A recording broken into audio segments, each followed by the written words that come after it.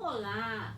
Sejam bem-vindos ao canal, a este perfil Science Rocks, que tem por objetivo falar de ciência de uma forma leve e descontraída.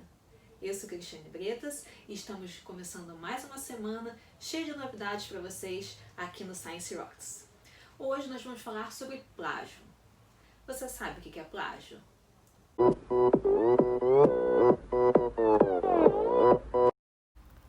O plágio abrange um desrespeito aos direitos autorais. De uma maneira simplista, podemos dizer que se caracteriza pela cópia não autorizada da obra de outra pessoa, fiel ou não. O plágio pode ocorrer em diferentes áreas, como música, literatura, fotografia, moda, publicidade e também no âmbito acadêmico. Entende-se por plágio acadêmico aquele praticado em instituições de ensino e pesquisa, abrangendo a apropriação indevida de produção técnica e científica de conhecimento. Toda vez que alguém se apropriar do conhecimento produzido por outro autor sem citar a fonte, estará cometendo plágio. Alguns casos de plágio envolvendo pessoas públicas têm sido noticiados recentemente pela imprensa. Tais acusações podem levar ao cancelamento do título adquirido por intermédio do trabalho plagiado. O plágio acadêmico é considerado um fenômeno cultural complexo.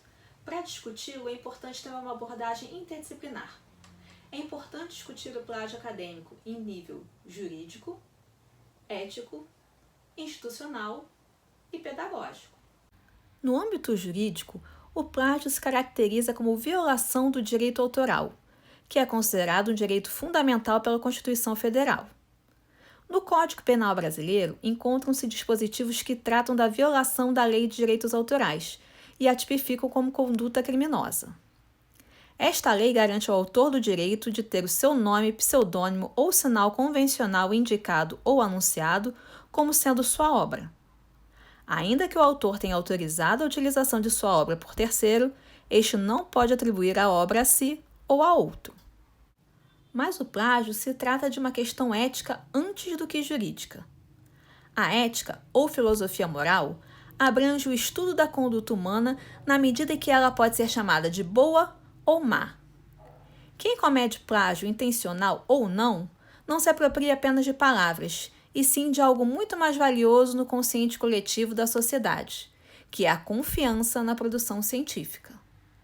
A comunidade científica usa a retração como mecanismo para afirmar que um trabalho publicado não deve ser considerado confiável, não somente por conta de um erro grave, mas também em caso de má conduta, como é considerado o plágio e a fraude. E como o plágio acadêmico tem relação com a falta de ética em instituições de ensino e pesquisa, o mesmo deve ser discutido ainda nos âmbitos institucional e pedagógico. Discute-se que, antes das ações punitivas, as universidades deveriam focar sua atuação em atitudes educativas, preventivas e corretivas. A prevenção do plágio por meio de ações educativas pode se dar mediante diversas atividades, como por intermédio de disciplinas abrangendo metodologia científica e ética em pesquisa, dentre outras. Mas é importante destacar ainda o papel do orientador nos trabalhos de pesquisa acadêmica. Uma vez que o plágio é um tipo de fraude acadêmica que deve ser evitada, deve-se pensar que a prevenção pode ser objeto de ensino inserido na relação entre orientador e aluno. Embora a atividade de orientação ainda careça de estudos que tratem da sua profissionalização, pelo menos em nível nacional, parece pertinente incluir a transmissão de ensinamentos que compreendem ética. O plágio acadêmico pode se dar de inúmeras formas.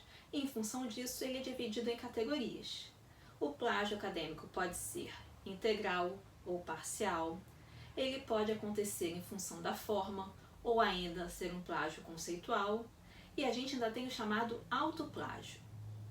Quando se categoriza o plágio em integral ou parcial, isso significa que ele pode se dar pela cópia de um trabalho inteiro ou mediante a construção de um mosaico formado por cópias de parágrafos e frases de autores diversos, sem mencionar as fontes. Porém, a cópia não necessariamente é literal. Algoritmos específicos foram aperfeiçoados para detectar verbatim, que abrange cópia literal, mas ainda não existem algoritmos capazes de detectar plágio abrangendo frases reformuladas. E a partir daí, podemos falar ainda de plágio conceitual, onde há a utilização da ideia do autor escrevendo de outra forma, e, novamente, sem citar a fonte original. Por fim, embora pareça um paradoxo, faz-se importante ainda se falar em autoplágio. As acusações de autoplágio costumam levar os autores a reações agressivas. Cabe diferenciar autoplágio de autocitação. Autoplágio é quando o autor reutiliza seu próprio trabalho como se fosse original. Várias nuances estão envolvidas nessa avaliação, incluindo as consequências legais da violação de direitos autorais. O que seria lícito, ilícito e antiético? Quando o autoplágio inclui dados parcialmente publicados previamente ou dados são fatiados em diferentes manuscritos, isso cria uma impressão errada de uma rica produção científica e pode passar uma ideia equivocada sobre a prevalência dos achados. Essa abordagem foi denominada ciência do salame. Convém salientar que, embora a figura do autoplágio não exista em termos legais, uma vez que os autores cedem seus direitos patrimoniais aos editores de periódicos científicos, a replicação destes sem a devida autorização é antiética, passando a ser ainda uma conduta ilícita, especialmente quando os artigos não são de acesso aberto. E por hoje é só, pessoal! As referências usadas para a elaboração desse vídeo se encontram na sua descrição.